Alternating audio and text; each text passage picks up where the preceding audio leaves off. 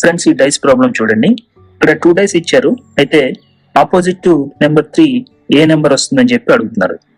ఈ డైస్ మీరు అబ్జర్వ్ చేస్తే ఈ 2 డైస్ లో కూడా మనకి 2 అనే నెంబర్ కామన్ గా ఉంది. 2 డైస్ ఇచ్చి వాటిలో ఒక నెంబర్ కామన్ గా ఉంటే మనం 1 నెంబర్ కామన్ ట్రిక్ ని అప్లై చేయాల్సి ఉంటుంది.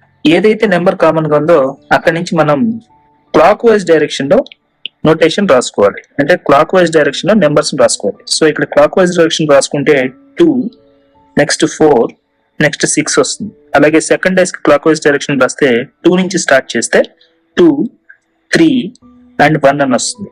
సో ఇక్కడ ఏదైతే నెంబర్స్ మనకి ఆపోజిట్ లో ఉన్నాయో అవే మనకి డైస్ లో ఆపోజిట్ ఫేసెస్ లో ఉంటాయి.